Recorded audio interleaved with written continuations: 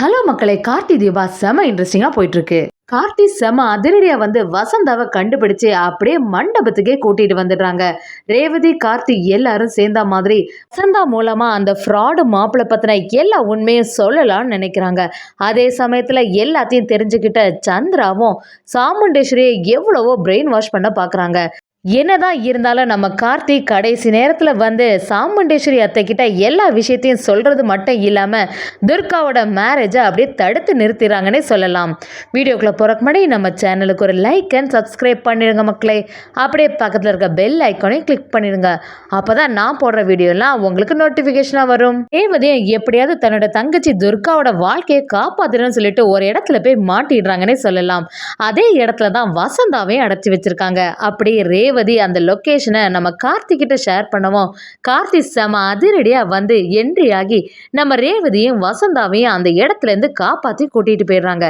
இன்னொரு பக்கம் பார்த்தீங்கன்னா மயில் வாகனமும் ரோஹிணி மட்டும் அந்த சந்திராத்தை கண்ணில் பட்டானா அப்புறமா ஏதாவது பிரச்சனை ஆயிடும்னு சொல்லிட்டு ரோஹிணியை ஒரு இடத்துல மறைச்சி வச்சிட்டு இருக்காங்க.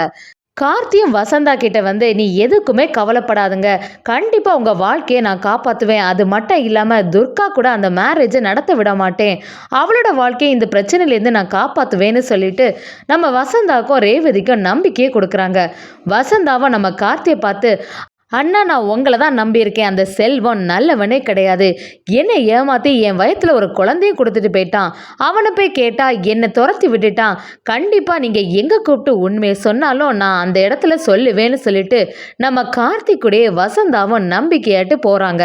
இன்னொரு பக்கம் பார்த்தீங்கன்னா சந்திரா கிட்ட அந்த அடியாட்களும் ஃபோன் பண்ணி கார்த்தின்னு ஒருத்தன் வந்தான், அப்படியே எங்களை அடித்து துவம்சம் பண்ணிட்டு வசந்தாவையும் ரேவதியும் இழுத்துட்டு போயிட்டான்னு சொல்லிடுறாங்க. அதை கேட்ட சந்திரா பயங்கரமாக ஷாக் ஆகிடுறாங்க. என்னடா இந்த மாதிரி பண்ணிட்டானே, கடைசி நேரத்தில் இந்த கார்த்தி எல்லா விஷயத்தையும் சொதப்பிட்டானே சொல்லிட்டு சந்திராவும் பயங்கரமாக டென்ஷன் ஆகிடுறாங்க.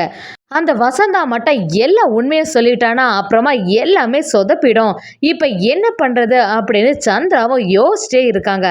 அந்த ஃப்ராடு மாப்பிள்ளை மட்டும் நம்மளை போட்டு கொடுத்துட்டானா அதுக்கப்புறமா அக்கா நம்மளை சும்மாவே விட மாட்டா, அதுக்கு முன்னாடி அந்த மாப்பிள்ளையும் பார்த்து பேசிடணும். ரொம்பவே டென்ஷன் ஆன சந்திராவும் உடனே சிவனாண்டிக்கு ஃபோன் பண்ணுறாங்க. சிவனாண்டி அதை கேட்டுட்டு, என்ன சந்திரா, கல்யாணம் எல்லாம் நல்லபடியாக முடிஞ்சுதா அப்படின்னு கேட்கவும் அதுக்கு சந்திராவும் நம்ம பண்ண பிளான் எல்லாமே சொதப்பிடுது, கடைசி நேரத்தில் அந்த கார்த்தி எல்லாத்தையும் சொதப்பிடுறான், நம்ம நினச்ச மாதிரி எதுவுமே நடக்கலை, அவன் என்னடானா அந்த வசந்தாவை அந்த இடத்துலேருந்து கூட்டிகிட்டு போயிட்டானா, அவன் மட்டும் இங்கே உண்மையே சொன்னானா கண்டிப்பாக இந்த மேரேஜும் நடக்காது, அது மட்டும் இல்லாமல் இத்தனை நாளாக நம்ம பட்ட கஷ்டம் எல்லாமே வீணாக போயிடும், என்ன ஆட்களை நீங்கள் அனுப்பி வச்சுருக்கீங்க அப்படின்னு சொல்லிட்டு சிவனாண்டியும் பயங்கரமாக திட்ட ஆரம்பிச்சிடுறாங்க. அதுக்கு சிவனாண்டியும், சரி நீ எதுக்குமே கவலைப்படாத, கண்டிப்பாக அவங்க வர்றதுக்கு முன்னாடி அவங்கள நாங்கள் தடுத்து நிறுத்திடலாம், அந்த ஆட்கள்கிட்டையும் நான் சொல்லி வைக்கிறேன் அப்படின்னு சிவனாண்டி சொல்கிறாங்க.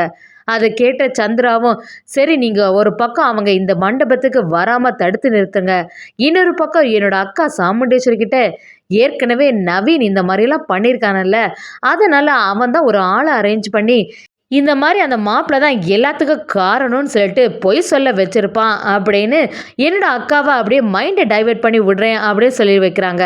அதே சமயத்தில் இன்னொரு பக்கம் பார்த்தீங்கன்னா கார்த்தி, வசந்தா எல்லாருமே சேர்ந்தா மாதிரி மண்டபத்துக்கு ஃபாஸ்ட்டாக வந்துட்டுருக்காங்க. நம்ம கார்த்தி எல்லாரையும் காப்பாற்றிட்டு வந்த சீன் எல்லாம் பார்க்கும்போது செம மாசாக இருந்துச்சுன்னே சொல்லலாம். இன்னொரு பக்கம் நவீனும் பயங்கர டென்ஷனாகவே இருக்காங்க. துர்கா நம்மளை பார்த்ததுலேருந்து அவள் சரியே இல்லை, அவள் ஏதாவது தப்பான முடிவு எடுத்துருவாளோன்னு எனக்கு பயங்கர டென்ஷனாகவே இருக்குது. என்ன பண்ணுறது, கார்த்தி எப்படியும் எல்லாரையும் காப்பாற்றிடுவாங்க, அது மட்டும் இல்லாமல் என்னையும் துர்காயும் சேர்த்து வச்சிடுவாங்கன்னு நினச்சிட்டே இருக்கேன், ஆனால் எவ்வளோ நேரமாக இங்கேயே காவல் இருக்குது அப்படின்னு சொல்லிட்டு நவீனும் ஒரு பக்கமாக திங்க் பண்ணிட்டு இருக்காங்க.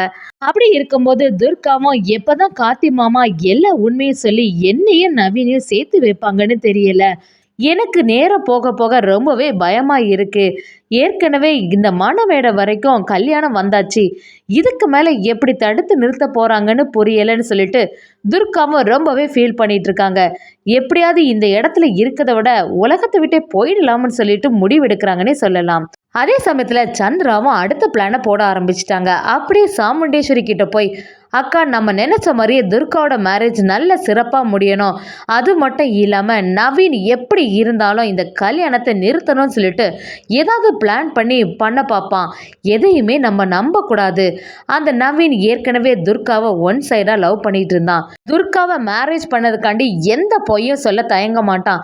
அவன் தான் ஏதாவது ஒரு ஆளை அரேஞ்ச் பண்ணி என்ன சொன்னாலும் அதை நீ நம்பாதக்கா அப்படின்னு சொல்லிட்டு நம்ம சாமுண்டேஸ்வரியோட மைண்ட் அப்படியே மாத்த பார்க்குறாங்க. அதை கேட்ட சாமுண்டேஸ்வரியும், சந்திரா நீ சொல்றது சரிதான், ஏற்கனவே பல பிரச்சனை பண்ணியிருக்கான், எப்படி இருந்தாலும் இப்பவும் ஏதாவது குழப்பம் பண்ணதுக்கு யோசிப்பான் அப்படின்னு சொல்றாங்க.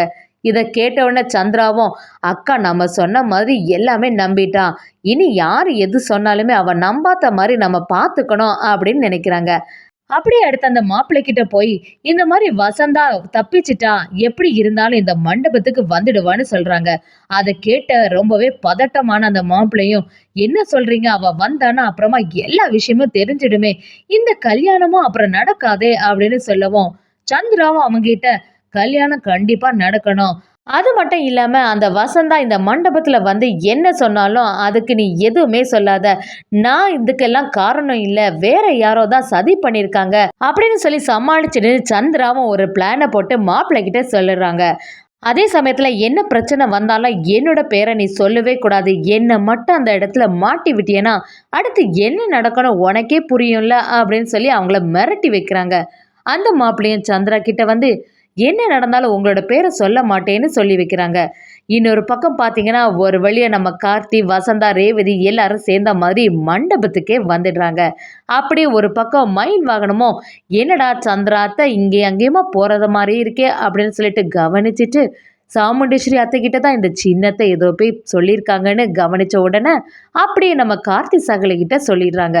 கார்த்தி சகலையும் எல்லாத்தையும் புரிஞ்சுக்கிட்டு, இந்த சின்ன அத்தை எப்படியும் அந்த சாமுண்டேஸ்வரியத்தோட மனசை மாற்றிருப்பாங்க, ஏற்கனவே நவீன் இந்த மாதிரி ஒரு பிரச்சனை பண்ணனால இனிமே என்ன சொன்னாலும் அவங்க நம்புவாங்களான்னு புரிய மாட்டேங்குது, இதுவும் நவீனோட வேலையாக தான் இருக்குமோன்னு நினைச்சிருவாங்களோன்னு நம்ம கார்த்தி ஒரு பக்கம் அடுத்த பிளானை போட ஆரம்பிக்கிறாங்க. வசந்தாவை மண்டபத்துல பார்த்த உடனே அந்த மாப்பிள்ள பயங்கரமா டென்ஷன் ஆயிடுறாங்க. அப்படியே முகம் எல்லாம் வேர்க்குதுன்னே சொல்லலாம். வசந்தா தைரியமா வந்து எல்லா விஷயத்தையும் சொல்ல ஆரம்பிக்கிறாங்க.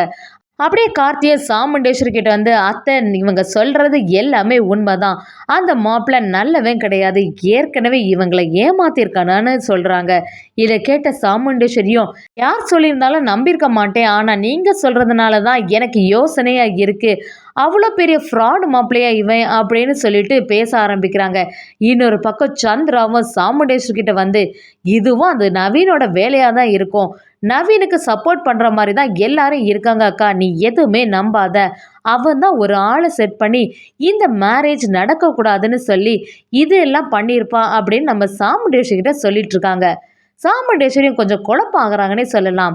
ஒரு வழியா கார்த்தி எல்லா பிரச்சனையும் சமாளித்து நம்ம துர்காவோட மேரேஜை தடுத்து நிறுத்திடுறாங்கன்னே சொல்லலாம்.